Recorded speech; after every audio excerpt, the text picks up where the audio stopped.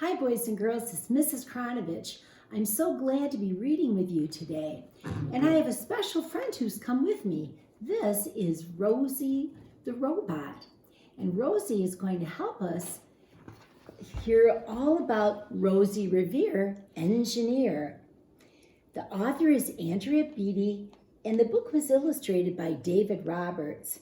In our story today, our main character is Rosie Revere. And we're going to hear about how Rosie loves to invent things and how she got brave enough to try. We're also going to hear a lot of rhyming words. So let's start our story and see what Rosie can do. This is the story of Rosie Revere, who dreamed of becoming a great engineer. In Lila Green's classroom at Blue River Creek, young Rosie sat shyly, not daring to speak.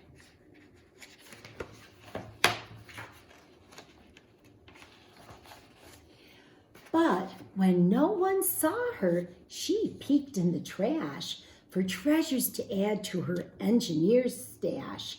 And late at night, Rosie rolled up her sleeves and built in her hideaway under the eaves. She's under the eaves, it means she's up in her attic. Alone in her attic, the moon high above, dear Rosie made gadgets and gizmos she loved. And when she grew sleepy, she hid her machines far under the bed where they'd never be seen. When Rosie was young, she had not been so shy. She worked with her hair sweeping over one eye and made fine inventions for uncles and aunts, a hot dog dispenser and helium pants. Don't those look like fun? The uncle she loved most was Zookeeper Fred. She made him a hat to keep snakes off his head, from parts of a fan and some cheddar cheese spray, which everyone knows keeps pythons away. And when it was finished, young Rosie was proud, but Fred slapped his knee and he chuckled out loud. He laughed till he wheezed and his eyes filled with tears, all to the horror of Rosie Revere, who stood there perplexed, embarrassed, and dismayed. She looked at the cheese hat and then looked away. "I love it," Fred hooted. Oh, truly I do." But Rosie Revere knew that could not be true. She stuck the cheese hat on the back of her shelf, and after that day, kept her dreams to herself. Have you ever had a time, boys and girls, when you felt that someone was laughing at you? It might have made you feel bad, but then hopefully you moved on. But Rosie got stuck. That's how it went until one autumn day, her oldest relation showed up to stay. Her great-great-aunt Rosie was a true dynamo who'd worked building airplanes a long time ago. She told Rosie tales of the things she had done and goals she had checked off her list one by one. She gave a sad smile as she looked to the sky. "The only thrill left on my list is to fly. But time never lingers as long as it seems. I'll chalk that one up to an old lady's dreams." That night, as Rosie laid wide-eyed in bed, a daring idea crept into her head. Could she build a gizmo to help her aunt fly? She looked at the cheese hat and she said, "No, not I." But questions are tricky, and some hold on tight. And this one kept Rosie awake through the night. So when dawn approached and red streaks lit the sky, young Rosie knew just how to help her aunt fly. She worked and she worked until the day was half gone, then hauled her cheese copter out onto the lawn to give her invention a test just to see the ridiculous flop it might turn out to be.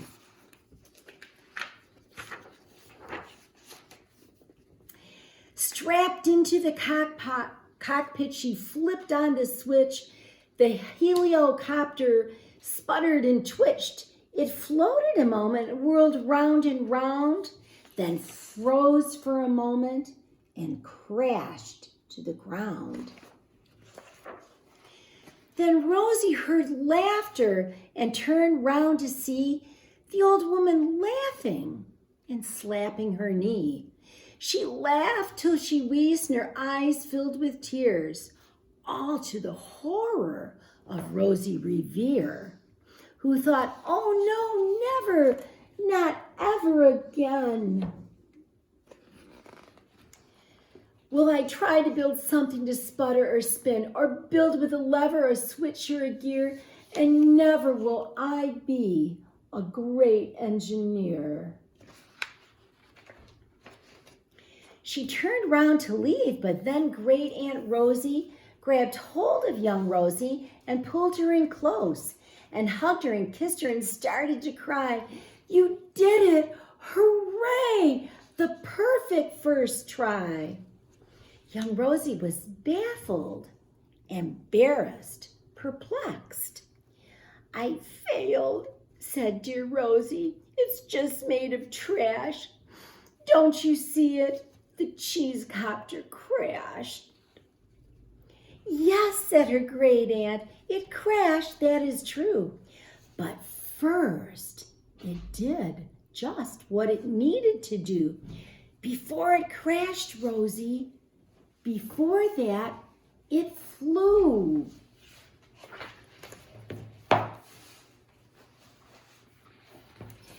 Your brilliant first flop was a raging success.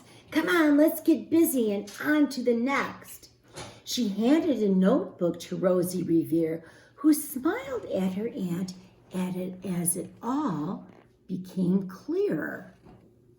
Life might have its failures, but this was not it. The only true failure can come if you quit.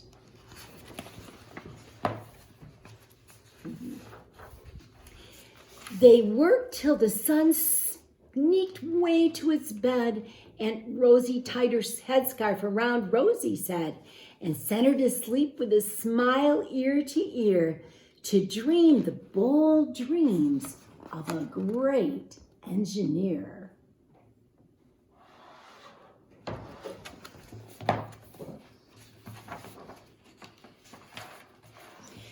At Blue River Creek, all the kids in grade 2 build gizmos and gadgets and doohickeys too.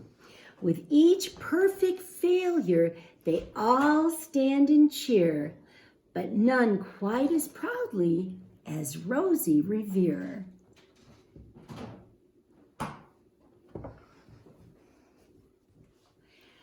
Bye, boys and girls. Wasn't that a great story?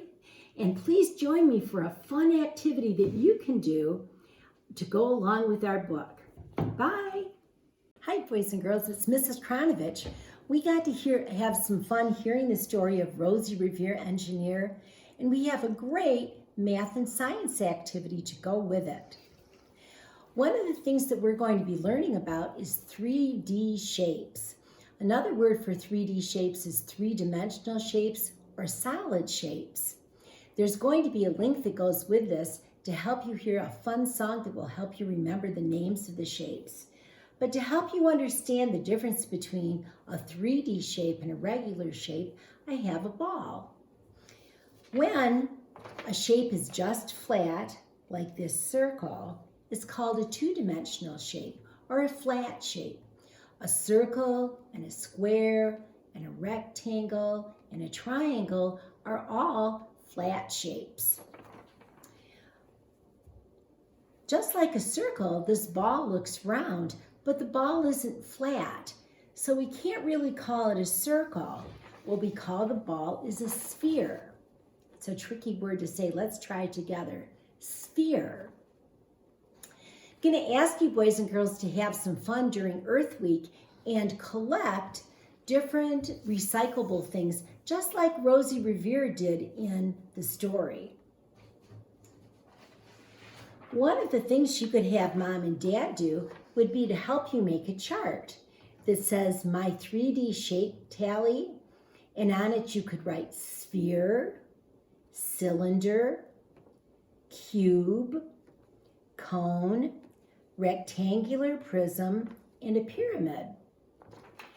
During the week, collect all the different kinds of recyclable things that you can.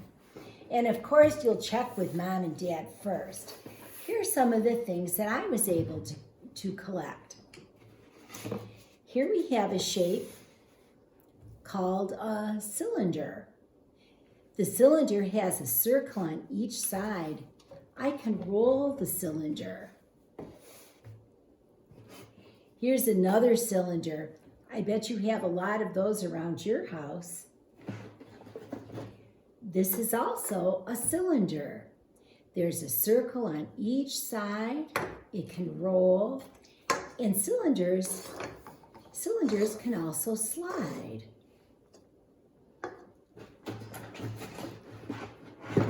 Here's another cylinder. Oh my, look. This one is tall and skinny. This one is short and fat. Circle on each side. It can roll and it can slide. We also have a rectangular prism. That's a big word. But on each side you can see a rectangle. Rectangle, rectangle, rectangle. The rectangular prism can slide, but it can't roll, can it? It has no rounded edges. So as you're looking at the shapes, try and see. Will they roll? Will they slide? And can you stack them? I could stack my cylinders. I can stack my rectangular prisms, but they can't roll. Another shape to look for is going to be a sphere. Now, you might not find a sphere around the house in recyclable things, but I bet you can find a sphere among your toys. When things are shaped like a ball, we call them a sphere. So get all your things together, and for a week during Earth Week, have your recyclable box that you fill up with different kinds of things. It would be fun at the end of the week to make a tally chart and see what you were able to find the most of. For example, I found 1, 2 rectangular prisms. So I could write 2 on my tally chart. Wow, I found a lot of cylinders. 1, 2, 3, 4. And look, the lid is another one.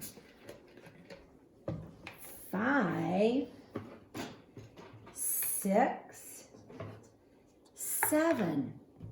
I found a lot of cylinders. So on my tally chart for cylinders, I can write 7.